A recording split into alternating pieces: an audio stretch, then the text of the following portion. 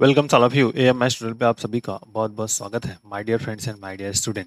आज का हमारा topic matrix repeated roots find eigen vector of symmetric matrix when roots are repeated. बहुत important है। क्यों? क्योंकि रिपीटेड रूट्स का जो बेसिक कंसेप्ट है ना उसको समझेंगे। देखिए, सबसे पहले तो ये समझिए आप स्टूडेंट कि रिपीटेड जो सिमेट्रिक मैट्रिक्स होता है उसके रूट्स जो होते हैं, रूट्स तो हम फाइंड करेंगे, जो आइगन वेक्टर होते हैं वो ऑर्थोगोनल होते हैं।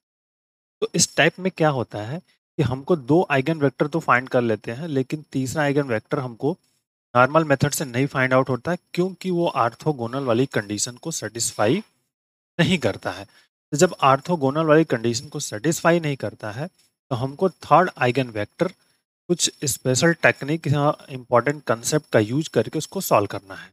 तो इस लेक्चर में हम उसी कंसेप्ट को समझने का प्रयास करेंगे, कैसे वर्कआउट होगा। ठीक है, तो आइए समझते हैं। सबसे पहले हमको क्या फाइंड आउट करना है उस पे बात करनी है।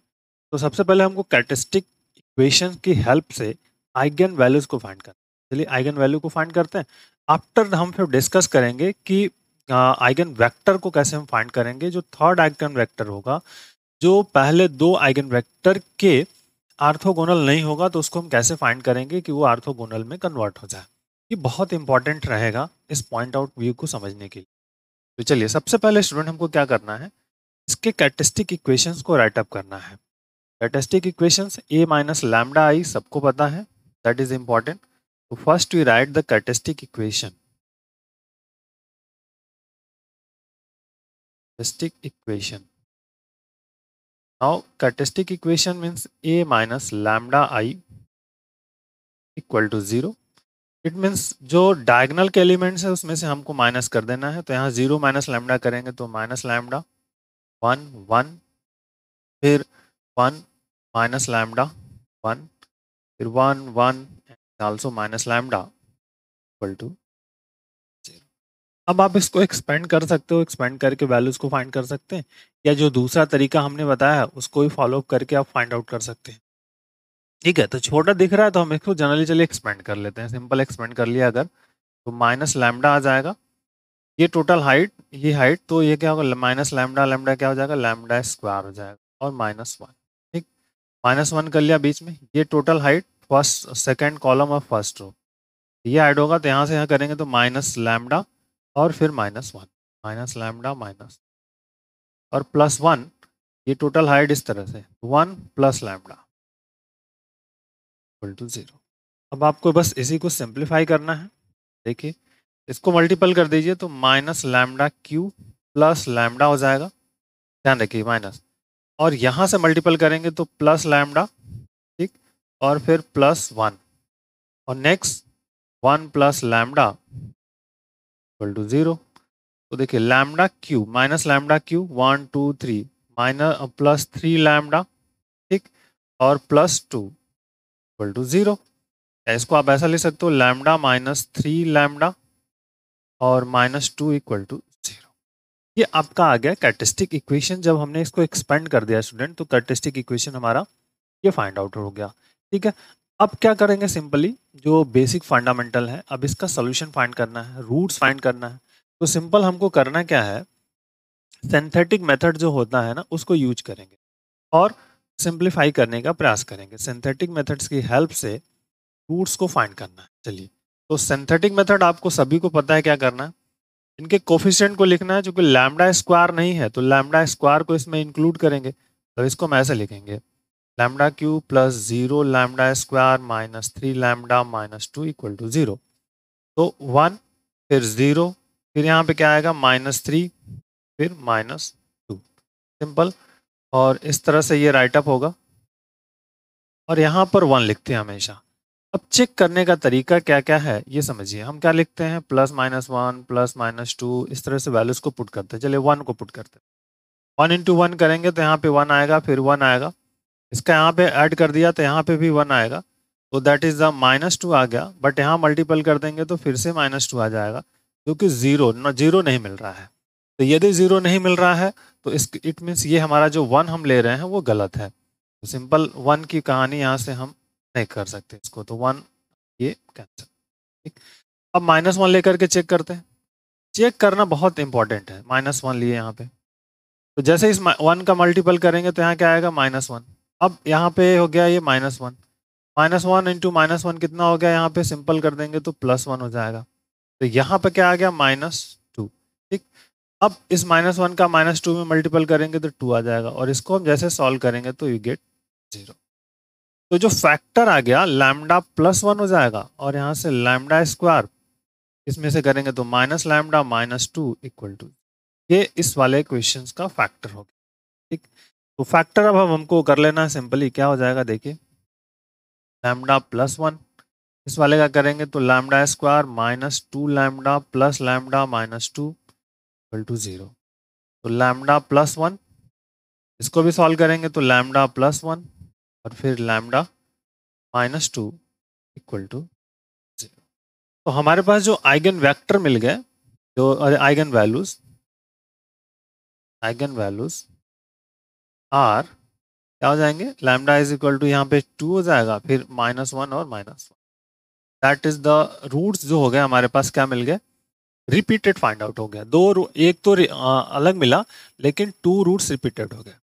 तो सबसे पहले हम आइगन वेक्टर को फाइंड करेंगे लैम्डा इक्वल टू 2 के करस्पॉन्डिंग, फिर लैम्डा इक्वल टू -1 के करस्पॉन्डिंग, फिर आगे की बात हम चेकआउट करेंगे क्या होगा। ठीक है, चलिए देखते हैं द बेसिक फंडामेंटल। तो eigen vector for eigen vector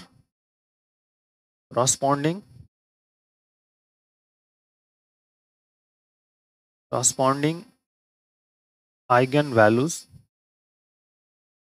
lambda, क्या लिखते हैं, a minus lambda I to x equal to 0, जहां पे x क्या है आपका आइगन वेक्टर्स है, x क्या आपके पास है आइगन वेक्टर है। तो a माइनस लैम्डा आई मतलब इसकी वैल्यूज क्या होगी, ये समझ में आपको पता है, जैसे माइनस लैम्डा, फिर यहाँ पे 1 एंड 1 था, ठीक है, और वैल्यूज, फिर यहाँ पे 1 चेक कर लेते हैं, 1 माइनस लैम्डा और समथिंग, तो 1 माइनस लैम्डा, फिर 1 1 1 माइनस लैम्डा, और ये एक सिंबल, x के रिप्लेस पर आप XYZ लिख लीजिए, कोई प्रॉब्लम्स नहीं, और राइट हैंड साइड में हमारे पास होगा 0 0 0 0 some, that is important, check कर लें फिर से एक बार, ठीक, नो प्रॉब्लम।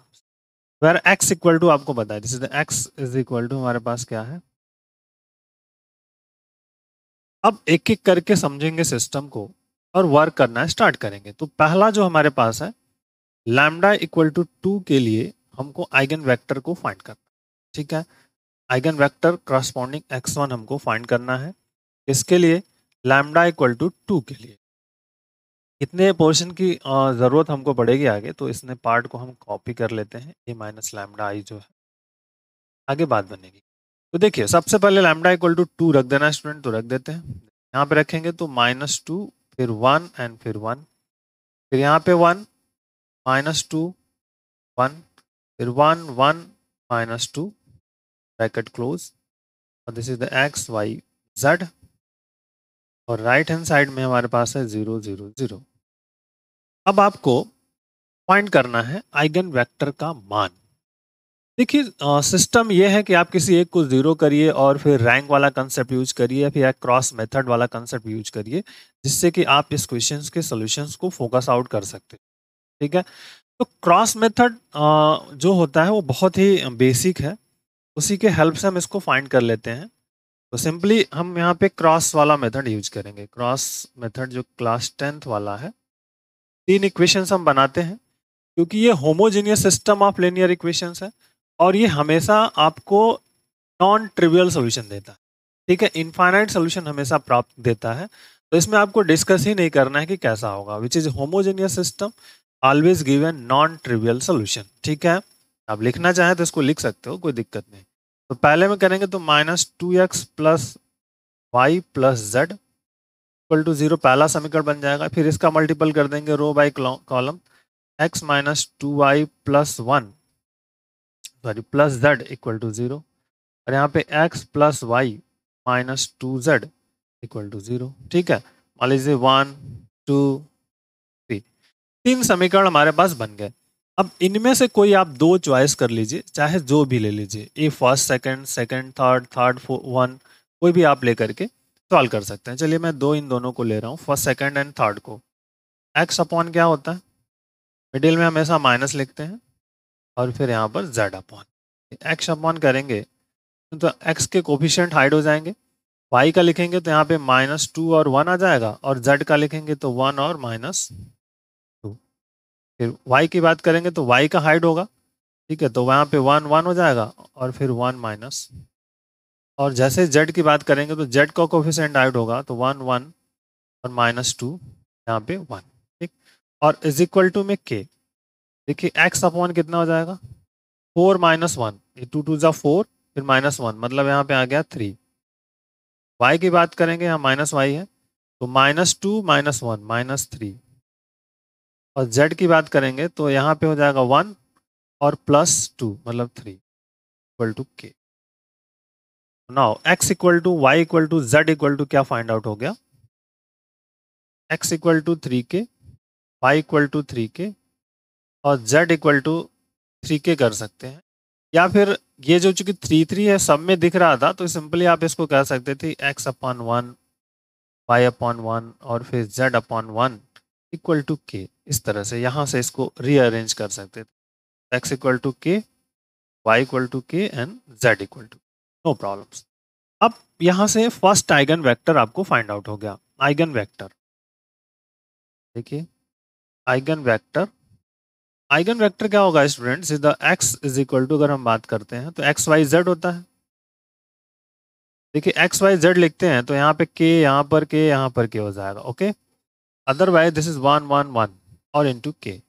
तो लैम्डा इक्वल टू 2 के corresponding first eigen vector x1 की जो वैल्यू आ गई 1 1 1, ठीक। ये मेजर बहुत इंपॉर्टेंट है, इस पॉइंट को बहुत ध्यान से समझिएगा। तो ये हो गया कि हमने लैम्डा इक्वल टू 1 के करस्पॉन्डिंग जो होता है x1 को हमने फाइंड आउट कर लिया। हम थोड़ा सा स्लो चलते हैं बट आराम से करते हैं क्वेश्चन, सिस्टमेटिक पैटर्न को फॉलो अप करते हुए क्वेश्चन को करना रहता है, आपके लिए बहुत ही हेल्पफुल होगा। तो लैम्डा इक्वल टू 2 के करस्पॉन्डिंग हमने फाइंड कर लिया। अब क्या फाइंड करना है, लैम्डा इक्वल टू -1 जो रिपीटेड रूट्स है उसके करस्पॉन्डिंग हमको आइगन वेक्टर को फाइंड करना है। तो आइए सिंपल से स्टार्ट करते हैं। Eigenvector corresponding lambda equal to -1, ठीक है। आइगन वेक्टर हमको किसके फाइंड करना है, अब आइगन वेक्टर, ठीक है, फॉर लैम्डा इक्वल टू -1 1 के। तो -1 के लिए ऑलरेडी हम इस पर वर्क करेंगे। तो स्टार्ट कहाँ से हमारा होगा, ये जो इक्वेशंस था यहीं से स्टार्ट करेंगे। Simply a minus lambda I जो है हमारे पास, a minus lambda I x equal to 0, यही हमारा है, इसी से स्टार्ट करना है, ये वाला पार्ट आपके पास है।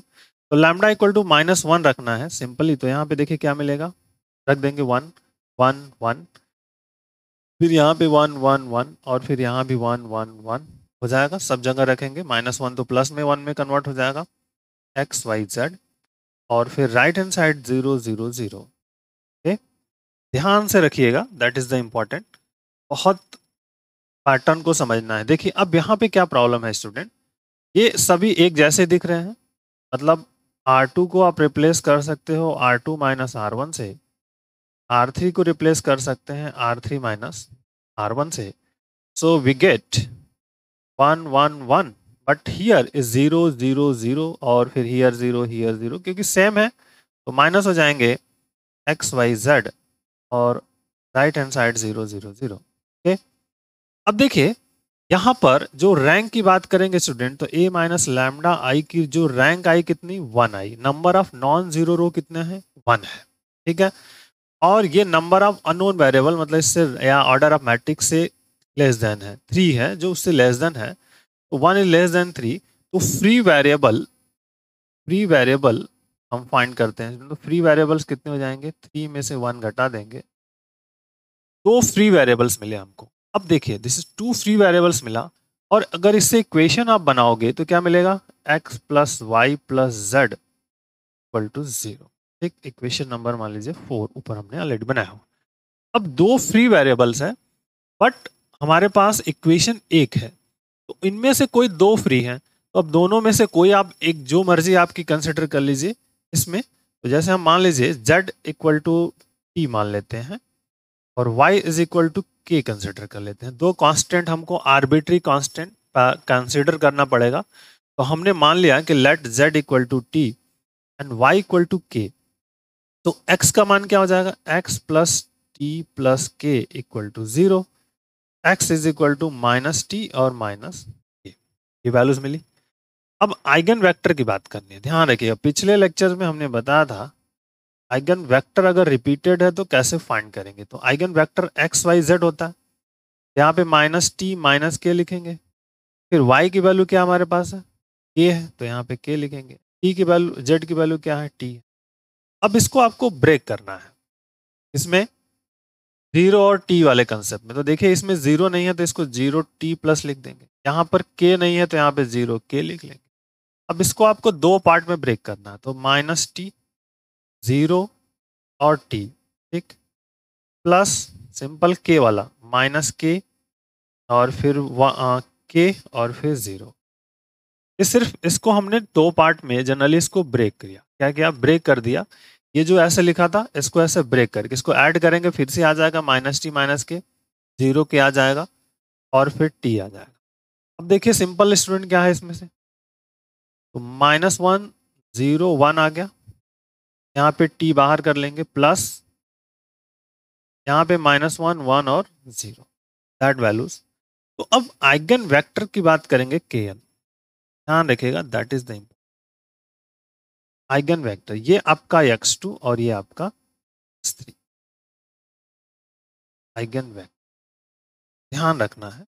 आइगन वेक्टर मान लीजिए x2 हमारे पास क्या आ गया, माइनस वन जीरो वन, और जो x2 आ गया, सॉरी x3 जो आ गया हमारे पास क्या आ गया, माइनस वन वन जीरो। अब बड़ा क्वेश्चन ये है कि हमने आइगन वेक्टर तो फाइंड कर लिया, बट अब आपको सबसे पहले तो ये चेक करना है, क्योंकि हम जानते हैं कि जो आइगन वेक्टर है सिमेट्रिक मैट्रिक्स के वो ऑर्थोगोनल होते हैं। तो क्या वो ऑर्थोगोनल की कंसेप्ट को फॉलो कर रहा है, यदि कर रहा है तो ठीक है, फिर कोई प्रॉब्लम्स नहीं है। अगर नहीं कर रहा है तो हमको फाइंड करना पड़ेगा, ये ध्यान रखिएगा। सिमेट्रिक वाले मैट्रिक्स के केस में ये हमको फाइंड करना पड़ेगा। तो सबसे पहले तो हम चेक करेंगे क्या आइगन वेक्टर करस्पॉन्डिंग जो है वो ऑर्थोगोनल है कि नहीं है। समझ में आ रही बात आपको, इस पॉइंट को ध्यान रखिए। तो सबसे पहले हम जो आइगन वेक्टर हमने फाइंड किया है उसके करस्पॉन्डिंग हमको चेक करना होगा कि ऑर्थोगोनल है कि नहीं। तो हमने x1 ऑलरेडी फाइंड किया हुआ है, x1 क्या फाइंड किया हुआ है, 1 1 1, ठीक। अब आपको चेक करना है, हम जानते हैं कि we know that eigen vectors are symmetric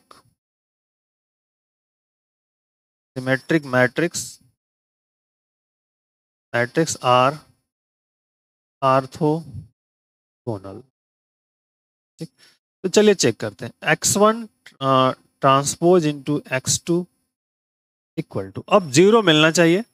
तो देखते हैं x1 हमारे पास क्या है, ये है, तो दिस इज द 1 1 1, और यहाँ पे माइनस वन जीरो वन, तो मल्टीपल कर देंगे तो minus one plus zero plus one, it mean zero, ठीक है। ये आपका ऑर्थोगोनल हो गया। आते हैं x2 ट्रांसपोज x3 की बात करते हैं।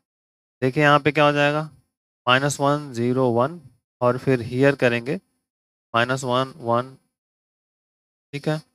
देखते हैं वन, इसका कर दिया मल्टीपल, वन हो गया, जीरो आ जाएगा और फिर जीरो आ जाएगा, मतलब नॉट इक्वल टू जीरो। तो ये यहाँ पे ऑर्थोगोनल नहीं हुआ, दिस इज द रिजेक्टेड, ठीक। अब आते हैं x3 ट्रांसपोज x1 की बात करते हैं। तो देखिए माइनस वन वन जीरो, और फिर यहाँ पर आपके पास है वन वन वन, देखते हैं, दैट इज इंपॉर्टेंट। यहाँ माइनस वन हो जाएगा, वन का इसमें मल्टीपल करेंगे तो प्लस वन आ जाएगा, और फिर प्लस जीरो आ जाएगा, मतलब प्लस जीरो, ये जीरो आ गया, मतलब ये आपका हो गया, ठीक। तो अब यहाँ पे देखिए एक कौन सा प्रॉब्लम कर रहा है, x2 x3 जो है ऑर्थोगोनल नहीं है, x1 x3 है। समझ में आ रही बात आपको? x1 x3 तो है ही, x2 x3 नहीं है। या x1 जो हमने फाइंड किया है ये ऑलरेडी वर्कआउट्स में है। तो अब क्या करेंगे आप? ऑर्थोगोनल को कैसे फाइंड आउट करें? मेन इंपॉर्टेंट ये है ना, ऑर्थोगोनल को हमको फाइंड करना है। तो देखिए यहाँ पे दो तरीके, अब इसमें आपको ऑर्थोगोनल फाइंड करना पड़ेगा। समझ में आ रही है आपको बात? ऑर्थोगोनल क्या करना पड़ेगा? आपको फाइंड करना है। तो how to find the orthogonal vectors? Vector आपको कैसे फाइंड करो? जो आपने ये जो वेक्टर आपके पास है, कौन सा,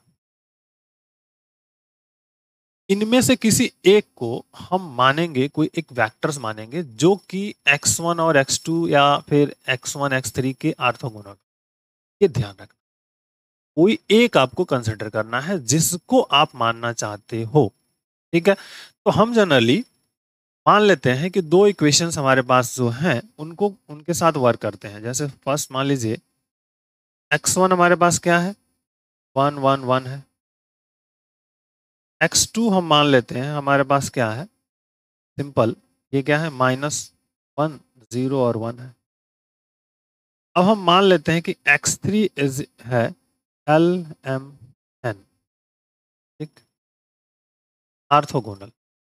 x3 is orthogonal, let x3 is orthogonal to x1 and x2। क्योंकि ऑर्थोगोनल नहीं है, यहाँ पे ये रूल्स फेल हो गया था कि ऑर्थोगोनल नहीं है। थर्ड ऑर्थोगोनल को फाइंड करना। अब x2 को भी मान सकते हो, डजंट मैटर्स। ध्यान रखिएगा x2 x3 में से कोई एक मानेंगे, ठीक है। तो ध्यान आपको यही रखना है। तो हमने मान लीजिए x3 को मान लिया कि x3 is orthogonal to x1 and x2, ठीक है। तो अब क्या होगा, सिंपल ध्यान रखिए। अब क्या करेंगे हम, तो इट मीन्स क्या हुआ कि जो x3 ट्रांसपोज x1 क्या होगा, 0 के बराबर। एक समीकरण यहां से हमारा बनने वाला है। तो x3 ट्रांसपोज मतलब क्या हो जाएगा, यहाँ से LMN और यहाँ पे क्या आएगा 1 1 1। सो एक फर्स्ट इक्वेशन बना L plus M plus N equal to 0, ठीक। मान लीजिए इक्वेशन ऊपर 4 बना था, 5 कर लिया। अब दूसरा क्या हो जाएगा, x3 transpose x2 equal to 0।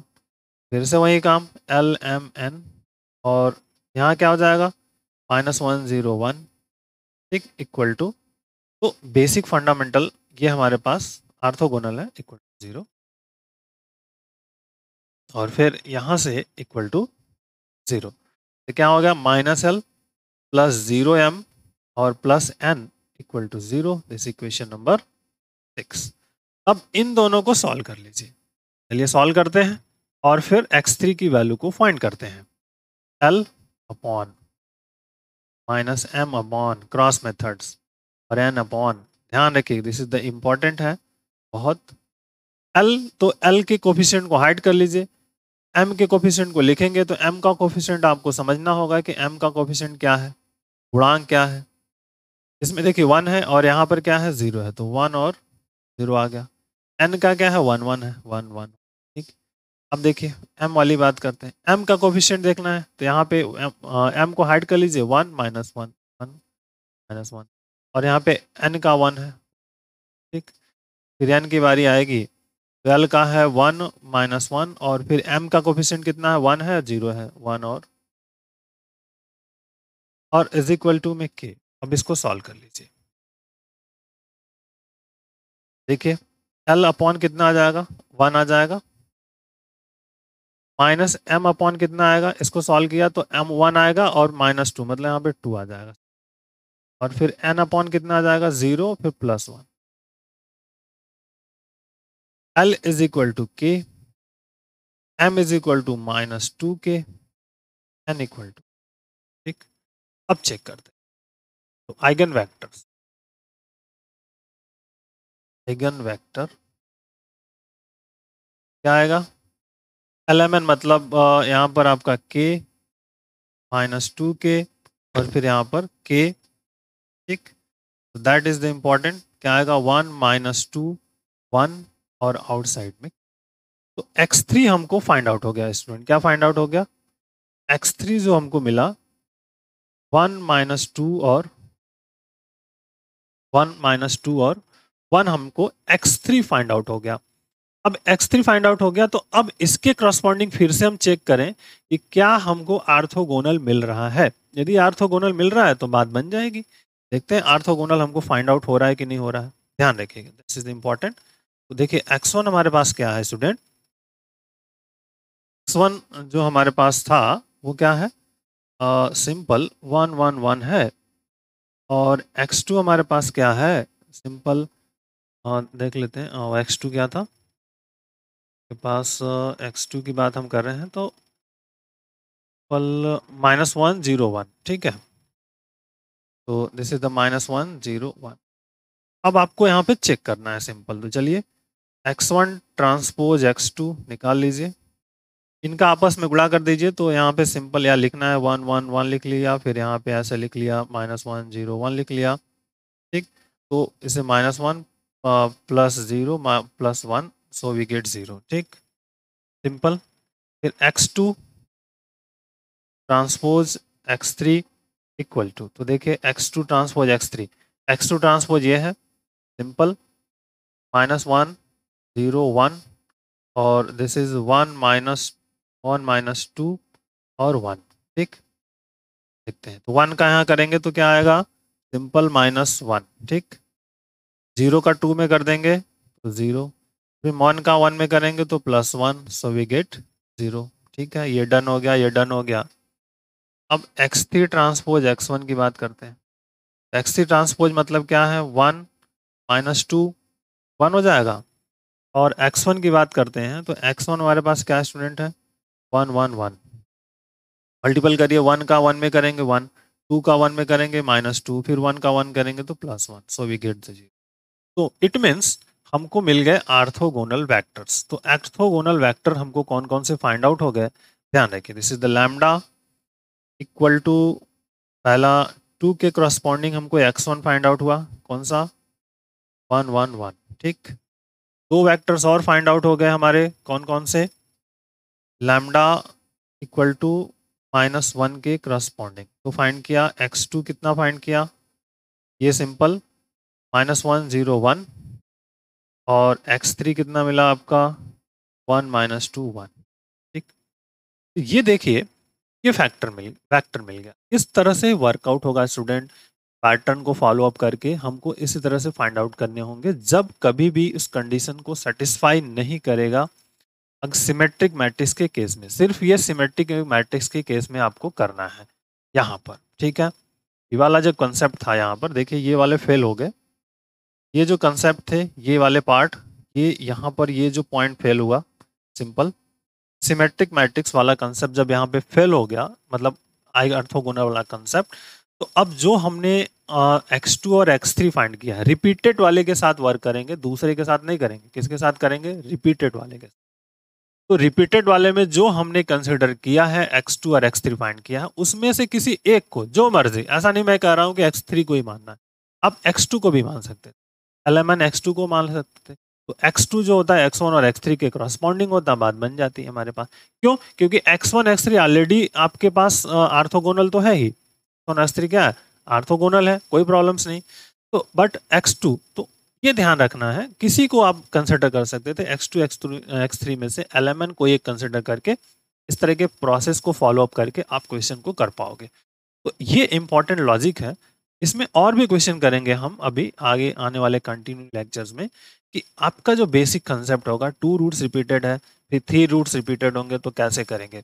Matrix की टोटल कहानी हम इतनी अच्छे से पढ़ लेंगे कि आपको फिर आने वाले टाइम में कोई दिक्कत ही नहीं होगी मैट्रिक्स वाले कंसेप्ट में।